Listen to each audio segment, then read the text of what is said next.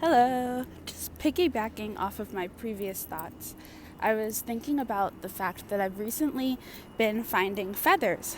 Um, and they're feathers of birds that are local to Canada and to my neighborhood. I live in Ontario, and in my neighborhood, there's lots of pigeons, as there are in many cities. And I found a feather that didn't look like a pigeon feather. I think it might belong to an owl or a hawk. I couldn't specify, I couldn't figure out which one, but I was just thinking about the fact that when it comes to spirituality, a lot of what's championed is the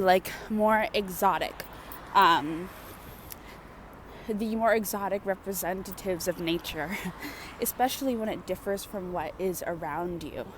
So, like pigeon feathers, for example, are not given, the highest rank of spiritual bliss and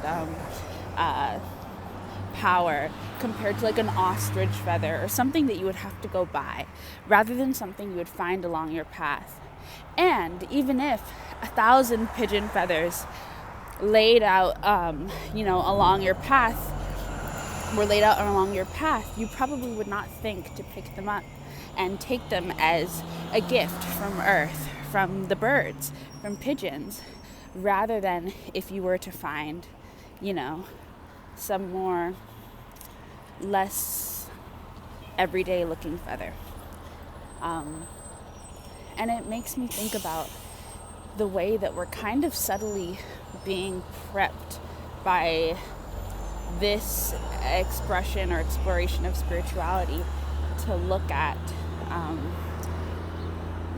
foreign things and look at exotic things and things that come from outside of yourself as more highly valued and more important and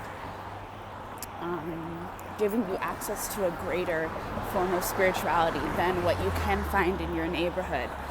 It's the same way that we've seen this conversation grow around people coming into lands that they're not indigenous to, at least not in this lifetime, in cultures that they're not indigenous to in this lifetime at least, and kind of basing their entire spirituality around that, versus going to their homelands, to the lands of their ancestors in this lifetime and discovering, what that connection to spirituality looks like, what their practices are and their traditions are. We've seen it happen a lot on islands, on small islands, or in more tropical, warm places that would have been considered third world, right? Like a decade ago. So we're seeing it happen in Tulum. We're seeing it happening in different cities in Costa Rica, in DR, all across the Caribbean, really. It's starting to happen across the African continent. It's been happening in Brazil and South America, and it's happening in Portugal.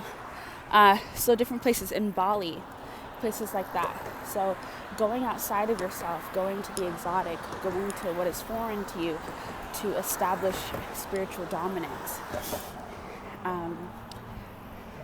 And it's funny because we're using places that up until a few years ago were considered dangerous, considered scary, seen as the opposite of like abundance and progression. Now these places are being prepped to be the basis of this spiritual movement that's happening. Only the way that we're doing it is exploitive and rooted in colonialism and gentrification. So that's why there's also been this push to tell people, go explore your indigenous heritage. We're all indigenous to somewhere. And every place on earth, every homeland has a story to tell and a spiritual practice connected to where you come from. And it's important to look at those practices and not see yours as lesser than, or as not being able to provide some amount of information. And I will say that just particularly calling out white people in this instance who do go to more exotic places, I've heard a lot of complaints around, well, our history was lost, there's not a lot of information around white spiritual practices. And I have to say that I think that is an excuse and a crutch, because black people could say the same thing. Black people of the diaspora, we don't all know what specific lands and tribes we come from. And even if you do like an ancestry test, you can't find out your specific tribe in order to understand what your past ancestors did. That is hard. That is information that's kind of lost in the physical. And so what you have to do is use that spirituality to uncover the truth.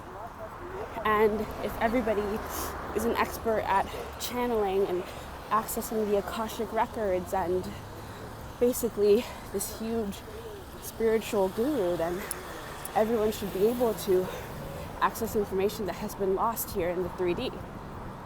So saying that, we just don't have the info is an excuse for colonialism. And it's irresponsible. And it's spiritual violence, because you're not honoring the roots of the practice that you are using to heighten your own spiritual experience on this planet. It's also the same as, advocating. I just want to touch these flowers. Hello. Look at these flowers. Aren't they pretty? I'm out of breath. I'm walking. I think it's quite similar to, sorry, I have to catch my breath.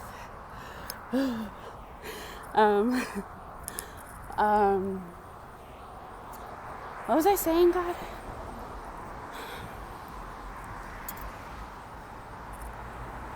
Oh my God, look at that tree. Trees are so cool. This tree looks like a whole person. It's like wearing a dress of leaves all over the trunk. I haven't seen something like that before. I'll show you. I'm so excited to have my own home, because I'm going to have a garden in the front. Like, my lawn is just going to be like a jungle, because they said that lawns are kind of like the most wasted space. Oh my God, look. The bees love them. Look. It's like the whole trunk is covered with leaves. Anyways, honestly, I can't remember what I was saying. So I'll come back when I have more thoughts. Bye.